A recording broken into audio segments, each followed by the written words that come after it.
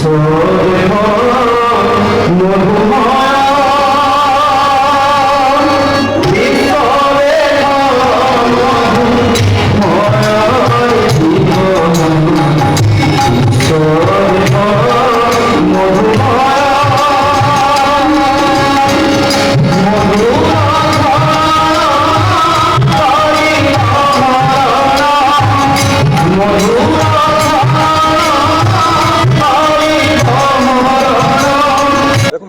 बरगढ़ अग्रगामी युवक संघ तरफ 164तम गंगाधर मेहर जयंती महोत्सव पालन कराई।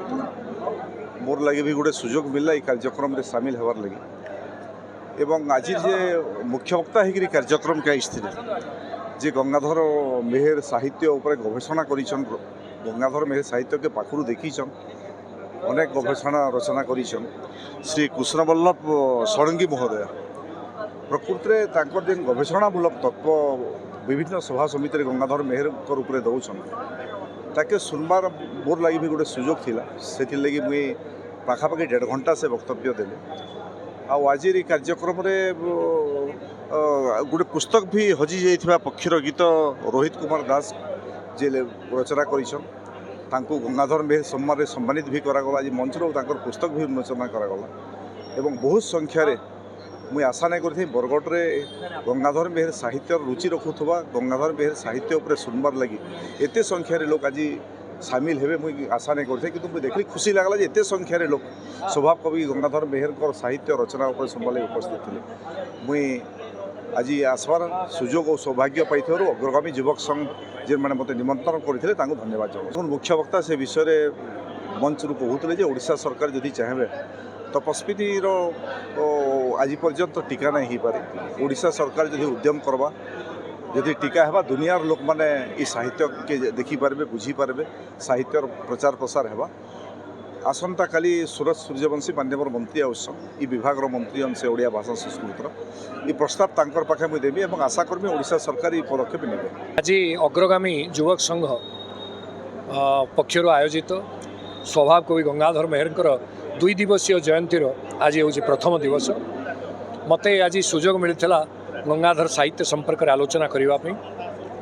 बरगढ़ माटी बरपाली माटीर सुयोग्य संतान जे विश्व को मधुमय दृष्टि देखि आमको अभिभूत करिसंती तांकर पदपंक्ति एवं साहित्य रचना से महाकवि संपर्क में आलोचना कला बेले हृदय निश्चित भाव में आमोदित हुए, कंठ गदगद हुए एवं तांको प्रति सम्मान जनैबा पई स्वतःप्रवृत्त भाव में हृदय भावावेग क्षरित हुए, उच्छलित हुए। आज से भली एक मधुर परिवेश भितर अनेक सहृदय श्रोतृमंडली सम्मुखें गंगाधर किभली अद्वितीय कवि तांको रचना किभली अनन्य एवं समग्र विश्व पाई आज भी गंगाधर प्रासंगिक से संक्रांत रे आलोचना करने प्रस्तुत माने मते आज सुजोग मिलता। मुझे बहु भाव में अनुष्ठान कर्तृपक्ष पाखे कृतज्ञ।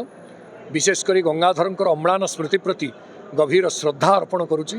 तांकर प्रच्छन्न आशीर्वाद जोगु ये माटी आज भी से स्मृति की जीवित रखी एवं आगामी दिन में या व्यापक करने विभिन्न भाव में आमको दायित्व नापी पड़ो। कहीं गंगाधर प्रचार प्रसार तांको साहित्यर संरक्षण एवं प्रचार पाई यथेष्ट भाव में आमे कार्य करिवार आवश्यकता अच्छे, दायित्व निभेबार आवश्यकता अच्छे।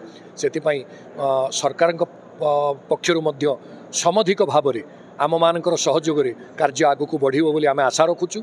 नुआ सरकार जे ओडिया अस्मिता को आयुध करिसेंती तांको पाई गंगाधरंकर ए कार्यक्रम आहुरी अधिक मूल्यबोध रखे।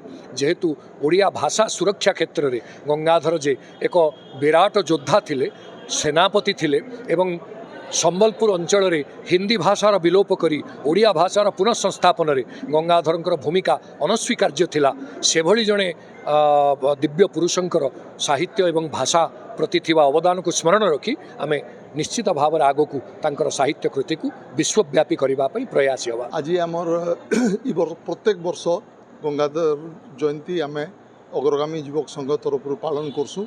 इटा 68 नंबर वर्ष है। क्लब्र प्रतिष्ठा 1958 रे होता। प्रत्येक वर्ष निरविच्छिन्न भाव में आम पालन कर चलित वर्ष मुख्य अतिथि भाव में सांसद प्रदीप पुरोहित आसते एवं मुख्य वक्ता भाव में ओडिशार प्रसिद्ध गंगाधर बाग्मी विद्वान श्री कृष्ण केशव षडंगी भुवनेश्वर आसते आपण मैंने देखले शह शह संख्यार गंगाधर प्रेमी श्रोतु मंडली विभोर होकर कथा शुणुले। आगामी दिन में अग्रगामी युवक संघर समस्त कार्यक्रम रे आपण मैंने संपृक्त रहीकि आमर बरगढ़ सहर को एक सांस्कृतिक वातावरण देवारे सहायक हेबे बोली मुझे आशा करे।